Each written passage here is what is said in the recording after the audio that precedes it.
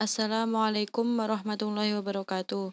Saya Nurdiana Lutfitasari dari Prodi Ilmu Al-Quran dan Tafsir ingin menjelaskan tentang sejarah lahirnya ilmu kalam, latar belakang dan faktor yang mendorong lahirnya ilmu kalam.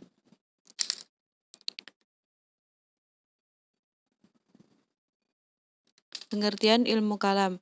Menurut bahasa, ilmu adalah suatu pengetahuan. Kalam adalah perkataan atau percakapan. Jika menurut istilah, terdapat beberapa pendapat. Menurut Mustafa Abdul Razik, ilmu kalam adalah ilmu yang berkaitan dengan akidah imani yang dibangun dengan argumentasi-argumentasi rasional. Menurut Al-Farabi, ilmu kalam adalah disiplin ilmu yang membahas zat dan sifat Allah beserta eksistensi semua yang mungkin, mulai berkenaan dengan masalah dunia sampai masalah sesudah mati yang berlandaskan doktrin Islam. Menurut Ibnu Khaldun, ilmu yang mengandung berbagai argumentasi tentang akidah imani yang diperkuat dalil-dalil. Menurut M. Hasbi Asyidiki, ilmu yang membicarakan tentang cara-cara menetapkan akidah agama dengan menggunakan dalil-dalil yang meyakinkan, baik dalil itu nakli, akli, maupun dalil wijdani. Nama-nama ilmu kalam dan sebab penamaannya. Dinamakan ilmu kalam karena membahas tentang ketuhanan yang logika. Maksudnya dalil-dalil akliyah dari permasalahan sifat kalam bagi Allah. Dinamakan ilmu usuluddin sebab penamaan ilmu usuluddin terfokus pada akidah atau keyakinan Allah Subhanahu wa taala atau yang membahas pokok-pokok dalil agama. Dinamakan ilmu tauhid karena membahas keesaan Allah, baik menyangkut zat, sifat, dan perbuatan. Dinamakan fikih al-akbar, menurut Abu Hanifah, hukum Islam yang dikenal dengan istilah fikih terbagi menjadi dua, yaitu fikih al-akbar dan fikih al-asghar. Dinamakan teologi Islam, merupakan istilah yang diambil dari bahasa Inggris, teologi, yakni ilmu yang membahas masalah ketuhanan. Ilmu kalam disebut juga ilmu teologi karena membicarakan zat Tuhan dari segala aspeknya. Ruang lingkup ilmu kalam. 1. Ilahiyat adalah masalah yang berkaitan dengan ketuhanan. 2. Nububiyah adalah hubungan yang memperhatikan antara Allah dengan makhluk. 3. Ruhuniyat adalah kajian tentang segala sesuatu yang berkaitan dengan alam metafisik. 4. Sam'iyat adalah persoalan-persoalan yang berkenaan dengan kehidupan sesudah mati. Fungsi ilmu kalam. Untuk menolak akidah yang sesat dengan berusaha menghindari tantangan-tantangan dengan cara memberikan penjelasan duduk perkaranya timbul pertentangan itu. Selanjutnya, membuat suatu garis kritik sehat berdasarkan logika. 2. Memberikan penguatan landasan keimanan umat Islam melalui pendekatan filosofis dan logis, sehingga kebenaran-kebenaran Islam tidak saja dipahami secara dogmatis atau diterima apa adanya, tetapi bisa juga dipaparkan secara rasional. 3. Menopang dan menguatkan sistem nilai ajaran Islam yang terdiri atas 3 pokok, yaitu iman sebagai landasan akidah, Islam sebagai metafestasi syariat, ibadah dan muamalah, serta ihsan sebagai aktualisasi akhlak. 4. Menjawab problematika penyimpangan teologi agama lain yang dapat merusak akidah umat Islam, khususnya ketika Islam bersinggung dengan teologi agama lain yang dapat merusak akidah umat Islam, khususnya ketika Islam bersinggung dengan teologi agama lain dalam masyarakat yang heterogen atau berbeda-beda. Faktor-faktor yang mempengaruhi ilmu kalam terbagi menjadi dua, yaitu pengaruh internal dan eksternal. Untuk pengaruh internal, 1. Al-Quran. Al-Quran sebagai kitab suci kaum muslim, Al-Quran mempunyai kedudukan yang tinggi di tengah mereka. Ia menjadi referensi awal dalam sebuah urusan kehidupan mereka, termasuk di dalamnya adalah masalah ketuhanan dan keyakinan. Pengaruh Al-Quran terhadap ilmu kalam Islam sangat besar, baik menyangkut tema-tema kalam maupun argumentasi-argumentasi yang dibangun untuknya. Pengaruh ini dapat dilihat dengan jelas dalam tulisan-tulisan dan buku-buku para ahli kalam atau mutakalimin maupun para ulama lainnya. 2. Sunnah Nabi Muhammad SAW. Kedudukan Nabi Muhammad SAW berada pada posisi kedua setelah Al-Quran.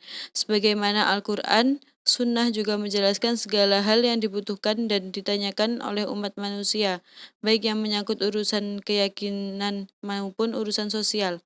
Dalam menyampaikan ajaran Islam, beliau sering menjelaskan masalah ketuhanan dan keyakinan atau berdialog tentangnya dengan kaum musyrik di Mekah dan ahlul kitab di Madinah.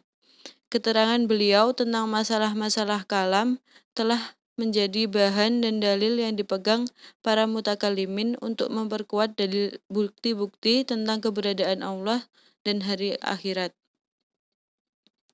3. Ucapan Ahlul Bait alaihissalam. Bagi para pengikut Ahlul Bait, para imam Ahlul Bait merupakan sumber yang sangat penting dalam memahami ajaran-ajaran Islam. Mereka adalah orang-orang yang paling representatif dalam menyampaikan ilmu-ilmu Rasulullah SAW, khususnya Imam Ali bin Abi Thalib. Dalam banyak kesempatan, Imam Ali bin Abi Thalib sering menjelaskan masalah-masalah ketuhanan dan masalah-masalah keyakinan melalui khutbah-khutbahnya. Kecuali itu, beliau juga dianggap sebagai orang Islam Arab yang pertama kali membahas masalah-masalah kalam secara sistematis dan tersusun. Pengaruh eksternal. 1. Akulturasi. Setelah terjadinya pembebasan yang dilakukan oleh kaum muslim terhadap beberapa wilayah di luar Jazirah Arab hingga wilayah Persia dan beberapa kota kekuasaan Romawi, maka muncullah akulturasi antara mereka dan bangsa-bangsa yang telah mempunyai peradaban dan kebudayaan yang berbeda dalam bidang ontologi, epistemologi, dan aksiologi. Sebagai akibat dari akulturasi ini, tidak sedikit ajaran mereka yang masuk ke dunia Islam dan menimbulkan pro dan kontra terhadap pandangan-pandangan mereka, khususnya menyangkut masalah ketuhanan. Pandangan-pandangan mereka, secara langsung maupun tidak, menjadi bahan perdebatan dalam majelis-majelis ilmu para ulama. Pada gilirannya, telah memperkaya tema-tema kalam seperti pembahasan tentang materi jism, gerakan, dan lainnya. Transliterasi. Selain adanya akulturasi, setelah pembebasan wilayah-wilayah tersebut, dalam upaya dari beberapa pihak yang berkuasa untuk menerjemahkan buku-buku karya para cendekiawan Muslim ke dalam bahasa Arab, Ibnu Nadim menyebutkan, adalah Khalid bin Yazid bin Muawiyah, seorang yang mencintai ilmu pengetahuan, telah memerintahkan supaya didatangkan sejumlah filosof dan Yunani yang berada di kota Mesir. Mereka diminta untuk menerjemahkan buku-buku berbahasa Yunani dan Koptik atau Mesir kuno ke bahasa Arab. Itulah pertama kali penerjemahan buku ke dalam bahasa Arab. Kemudian pada masa Al-Hajjaj muncul juga penerjemahan dari bahasa Persia ke bahasa Arab. Penerjemahan pada saat itu masih dianggap lambat sampai masa kekuasaan Al-Ma'mun Al-Abbasyi.